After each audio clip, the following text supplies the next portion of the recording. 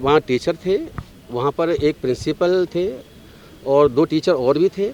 In principle और 2 टीचरों ने क्या किया कि 2 घड़े रखवाए। एक घड़ा जो था वो उसमें से सिर्फ जनरल के लोग पानी पिएंगे, जिसमें बाकी टीचर जो जनरल के थे। और एक घड़ा इस बात के लिए था कि जो कन्हैयालाल जो एससी कम्युनिटी से हैं और वाल्मीकि जाति से हैं, वो सिर्फ उस घड़े से पानी पिएंगे जिस घड़े को उनके लिए रिजर्व किया हुआ है। जनरल के जो घड़ा रखा गया था उस घड़े से पानी पीने से उन्हें रोका गया।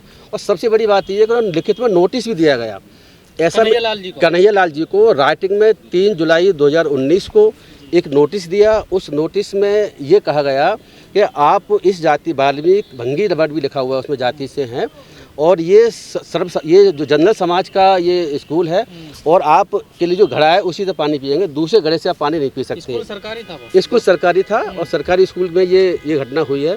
और ये बड़ी उसके बाद इनको सिक्योरिटी भी मिली कन्हैयालाल जी को। और सबसे बड़ी बात ये है कि उसके बाद भी इनके साथ हरासमेंट हुआ। ये मैं देख रहा हूँ कि ऐसा तो बाबा साहब के साथ पहले हुआ था, ये दूसरा इंस्टांस मुझे लगता है देखने के लिए, क्योंकि ऐसा देखने को नहीं मिलता कि एक सरकारी स्कूल में राइटिंग में नोटिस दिया जाए प्रिंसिपल के द्वारा अपने टीचर को। और इसके बाद जब इनका ट्रांसफ़र यहाँ से हुआ तो वहाँ भी दूसरे गाँव में एससी के होने की वजह से इनको वहाँ घर नहीं मिला। और गुजरात में राइटिंग में जो सेक्रेटरी है, जो ऑफिसर है वहाँ का गांव का, और जो प्रधान है, राइटिंग में लिख करके दिया हुआ है उसने कि आप इस जाति से हो, आपको इस गांव में मकान किराए पे मिल ही नहीं सकता। तो ये देश में चल रहा है। 19 की घटना है। 19 के बाद 20, 21, 22 के आसपास भी हुआ इसमें जिसमें ट्रांसफ़र हुआ। तो अब आप देखिएगा 50 साल 1950 में संविधान लागू होने के 75 साल भी हम मना रहे हैं। उसके बावजूद भी ये अमृतकाल चल रहा है। उसके बावजूद भी हम देखने को मिल रहा है और ये बड़ा अनफॉर्चुनेट केस है अपने आप में। हमें उम्मीद है कि हम इस केस में जीतेंगे। कहा जाता जहाँ पढ़े लिखे लोग नहीं होते वहाँ ऐसी घटनाएं सामने आती हैं, तो शिक्षा का मंदिर जिसे पढ़े लिखे लोग नहीं होते वहाँ सामने आती है, ऐसा नहीं कहा जाता। आप देखिए IAS IPS के साथ भी ऐसा हो रहा है, बड़े बड़े मिनिस्टर्स के साथ भी ऐसा हो रहा है, ऐसा हो चुका है पहले से। ये कोई नई बात नहीं है, इसमें शिक्षा का कोई मतलब नहीं है। पढ़े लिखे भी अनपढ़ भी सबके साथ ऐसा हो रहा है। तो सर गुजरात हाई कोर्ट ने क्या मतलब गुजरात हाई कोर्ट ने सिर्फ 2-3 बातों की वजह से वो जो एक्यूज्ड की तरफ से लगी थी पिटीशन वो अलाउ करी थी, यानी FIR क्वेश करी थी। उसमें ये ग्राउंड था मेन कि आपने FIR में SC ST के एक्यूज्ड है ये नहीं लिखा। FIR में आपने SC ST का अगर लिखते आपके अगर उस एक्यूज SC ST कम्युनिटी से हैं तब तो FIR चल सकती थी। अदरवाइज FIR आपकी जो है बेकार है और ऑफिस में डाउट नहीं होता। ये जजमेंट ये जो था ऑर्डर हाई कोर्ट का पूरी तरह से गलत था। हमारे पास ऑनरेबल 3 जज बेंच का एक सुप्रीम कोर्ट जजमेंट था, हमने उसको लगाया हुआ है जिसमें साफ लिखा हुआ है कि अगर FIR में ये लिखा हुआ नहीं है कि एक्यूज SC ST के अलावा दूसरी कम्युनिटी के है या नहीं है तो इसके बेसिस पर जो है केस ख़त्म नहीं हो सकता। इन्वेस्टिगेशन के स्टेज पर या बाद में इसकी जांच पुलिस कर सकती है और कोर्ट के सामने बात ला सकती है। तो संजीव जी, आज जो सुप्रीम कोर्ट ने नोटिस जारी किया है वो गिरफ्तारी का क्या है? जांच होगी? नहीं, इसमें गिरफ्तारी का सवाल नहीं है। जो हाई कोर्ट ने FIR क्वेश कर दी तो केस वहाँ पूरा खत्म हो चुका है। गुजरात सुरेंद्रनगर डिस्ट्रिक्ट से वो केस ही खत्म हो चुका है, ना इन्वेस्टिगेशन होगी ना कुछ होगा उसमें आगे। और नोटिस इशू होने का मतलब इतना सा है कि अगर सुप्रीम कोर्ट फाइनली हमारे पक्ष में ऑर्डर करती है तो जो क्वेशिंग FIR हुई है वो FIR रिवाइव हो जाएगी, केस चलेगा। केस अब क्लोज हो चुका है। अब केस दोबारा से रीओपन हुआ है। केस रीओपन हो सकता है अगर फाइनली हम जीते जाते हैं तो, लेकिन यार नोटिस इशू होना अपने आप में आधी जीत है। जब फाइनली आर्गूमेंट होंगे नेक्स्ट डेट पर या उसके बाद में, उसके बाद ऑर्डर जो आएगा उस पर देखा जाएगा। संजीव जी, देश 21वीं सदी में चल रहा है। कहीं घोड़े पे बैठने पे मार दिया जाता है, कहीं मूंछ रखने पे मार दिया जाता है, कोई मटका छू ले तो उसकी हत्या कर दी जाती है। राजस्थान में हुआ, गुजरात की कन्हैयालाल जी की है ही घटना। तो क्या देश किस तरफ ले जा रहे हैं ये लोग, क्या बनाना चाह रहे हैं देश? ये देश लंबे समय से ऐसे ही चल रहा है। पहले आज़ादी से पहले भी ऐसी था, उसके बाद भी संविधान लागू होने के बाद भी हमको ऐसे देखने को मिल रहा है कि अनटचेबिलिटी बड़े पैमाने पर देश में चल रही है। और बस इतना है कि रिकॉर्ड में कमा पाती है, लेकिन बड़े पैमाने पर गाँव में देखें आप और छोटे शहरों में देखें तो आपको बड़े पैमाने पर ये चीज़ें देखने को मिलेंगी। और ये प्रगतिशील जो लोग होते हैं तो कहते हैं छुआछूत भेदभाव खत्म हो गया। नहीं, बिल्कुल खत्म नहीं हुआ है, ऐसा नहीं है। ये 1989 का जो एक्ट है SC एक्ट का, इस एक्ट में लिखा हुआ है कि भेदभाव अनटचेबिलिटी देश में बढ़ रही है।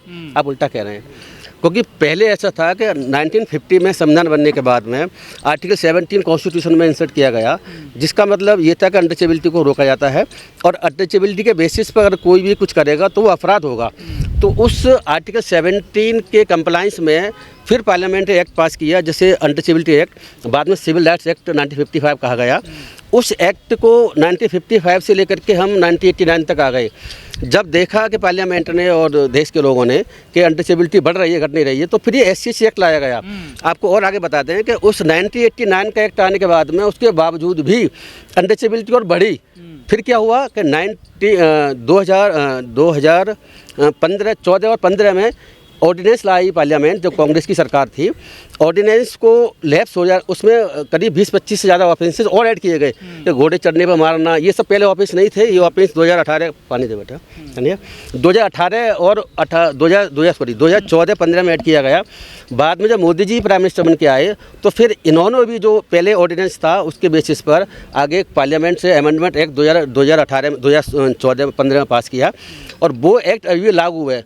आगे और बता चलें आपको, फिर भी लगा कि नहीं, जब जजमेंट सुप्रीम कोर्ट का आया था 2018 का, जिसमें ये कहा गया था कि FIR से पहले इंक्वायरी हो, कि FIR से अरेस्ट से होने से पहले DCP की परमिशन ली जाए, उसके बावजूद भी पार्लियामेंट ने SC एक्ट को अमेंड किया गया था। उसमें 18 सेक्शन जोड़ा गया था जिसमें इंक्वायरी परमिसेबल नहीं थी। और सबसे इम्पोर्टेंट बात आपको बताते हैं, इसमें इस ऑर्डर में गुजरात हाई कोर्ट में ये लिखा हुआ है कि प्रिलिमिनरी इंक्वायरी करनी चाहिए थी FIR करने से पहले। बावजूद इसके ऑनरेबल सुप्रीम कोर्ट ने अपना ही जजमेंट रिव्यू कर दिया है। 18 में जजमेंट आया था जिस पर आंदोलन हुआ था, जिसमें यह था कि इंक्वायरी करें पहले FIR से पहले। गुजरात हाई कोर्ट फिर 2019 में कह रहा है कि नहीं, इंक्वायरी करनी चाहिए थी FIR करने से पहले। ये अजीब स्थिति है देश में। तो अनटचेबिलिटी बरकरार है, चल रही है।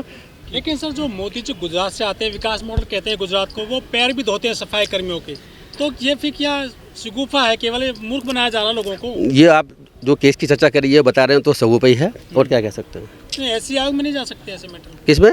SC आयोग में, राष्ट्रीय SC आयोग तो अलग है, सुप्रीम कोर्ट से ऊपर SC आयोग कहाँ से हो जाएगा? देखो ऐसा है, SC कमीशन है, ST कमीशन है, उनकी जो एक अलग वो है अधिकार क्षेत्र है, उनके लिमिटेड अधिकार क्षेत्र हैं। बाहर अधिकार क्षेत्र तो सिर्फ कोर्ट्स के होते हैं, आप पता है सुप्रीम कोर्ट तो हाईएस्ट कोर्ट है, इसमें कोई बात ही नहीं है ना। तो सर ये SC ST एक्ट है बना हुआ, तो फिर उसका डर नहीं है लोगों को, या फिर क्या प्रशासन इस पर ठीक से काम नहीं करता है? देखो दोनों बातें हैं, डर भी नहीं है, कम डर है, और प्रशासन ठीक से काम नहीं करता, ये बात भी बिल्कुल ठीक है।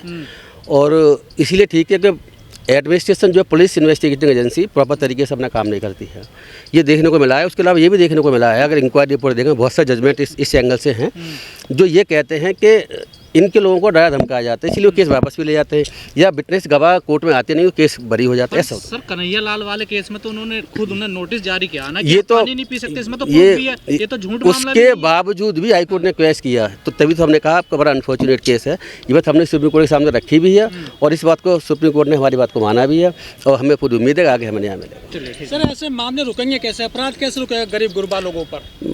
मुझे लगता है कि जब आज़ादी से पहले भी नहीं रुका था, अभी नहीं रुक रहा है।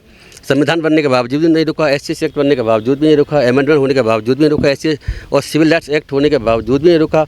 तो इसमें समय लगेगा, मुझे लगता है कि अभी बहुत समय। सरकार नहीं चाहती है समाज में इस तरह की जो है सरकार भी नहीं चाहती है, केसेस को रोकना भी चाहती है, ये बात। सर, एक दिन में नोटबंदी हो जाती है तो जातिवाद के मामले क्यों नहीं खत्म हो रहे? जातिवाद क्यों नहीं खत्म हो रहा है? इसमें समय लगेगा।